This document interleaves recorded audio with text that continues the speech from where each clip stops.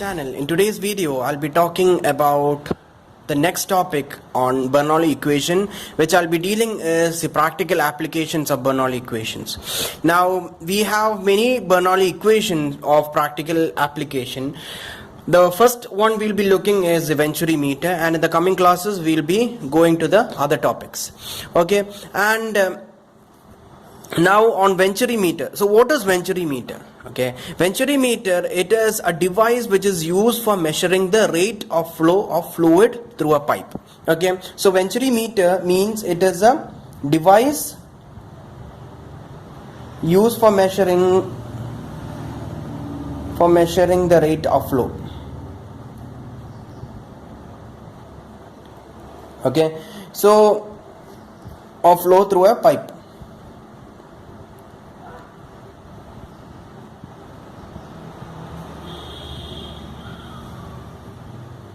Okay, so it is used for measuring the rate of flow through a pipe. Okay, now, okay, so this is the Venturi meter. Okay, so we have a diameter. So we have a diameter D1 here, and after some section we have a converging section here, we have a throat here, we have a diverging section here, and this is the other section.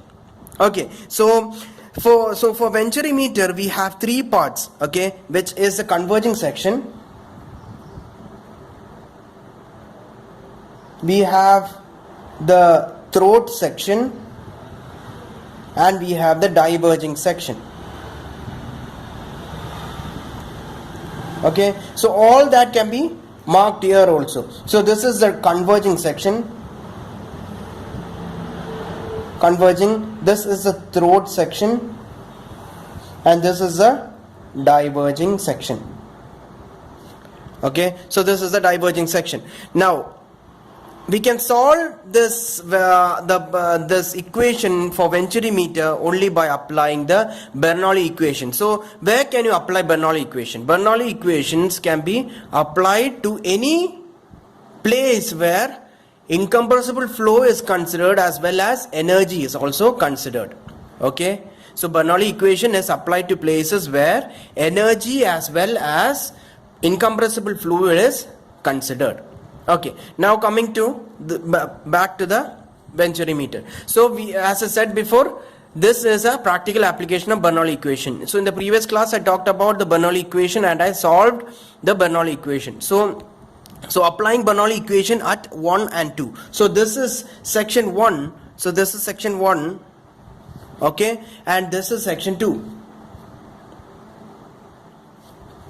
Okay, and this is separated by a height Z1. This is having a height Z1 from reference and Z2 from the reference. So both is having the same height. Okay, now coming to the Bernoulli equation. At section 1, the Bernoulli equation is P1 by rho g plus V2 square by 2g plus Z1 is equal to P2 by rho g plus this is V1 square. This is V1 square, V2 square by 2g plus Z2. Now we know that from the equation, from the diagram, we can find out that Z1 is equal to Z2. So what will be the equation? P1 by rho g plus V1 square by 2g is equal to P2 by rho g plus V2 square by 2g. Okay, now we can, just for simplification, we'll bring pressure to one side and velocity to the other side. Okay, so when I bring the velocity to one side and pressure to the other side, how will be the equation be? P1 minus P2 by rho g is equal to V2 square by 2g minus V1 square by 2g. Now P1 minus P2 is what it is called as the pressure head. So P1 minus P2 by rho g can also be called as H, which is the pressure head. Okay, so this can be written as H. So H is equal to V2 square minus V1 square by 2g. Okay, Now we can apply continuity equation here. Okay, since we are having incompressible fluid flow, we can apply continuity equation. So by continuity equation, so even that I have explained in my previous class. I will put the link down in the description box. So the continuity equation will be Q is equal to A1 B1 is equal to A2 P2. Okay, now we can find out V1 from here, right? So V1 is what? V1 can be written as A2 V2 by A1. Now this can be substituted here. Now suppose this is equation 1 and this is equation 2. Substituting 2 in 1. Okay, so what will be the equation be? When I substitute V1 into H, into the pressure head. So H can be written as V2 square minus A2 V2 by A1 the whole square by 2G. Okay, so now we can write again that V2, we can take the common V2 square by 2G because it is common. V2 square by 2G is equal to V2 square by 2G minus A2 by A1. Okay, the whole square. Okay, so I hope it is clear till here. We can find out the height now. Now, what is the velocity? If we can find out, we have velocity v1 here. If we can find out velocity v2, we can find out the rate of flow through this continuity equation. So from this equation we can find out, we can substitute what v2 is. So v2 can be written as v2 is equal to what? v2 can be written as v2 square is equal to,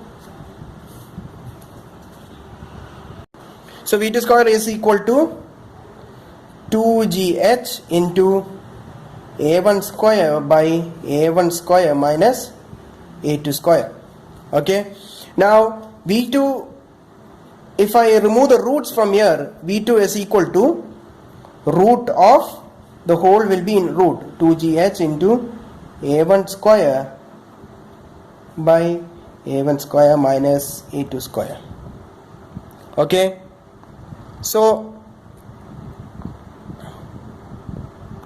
v2, so what can be written here now? We can again further substitute it. So root 2gh into a1 by root of a1 square minus a2 square. Okay, I hope it's clear. Now since we have v2, by continuity equation, which is Q is equal to A2 V2, we know that for Venturi meters main use is, it is a device which is used to measure the rate of flow, which means it's a discharge. So to find out discharge, Q is equal to A2 V2.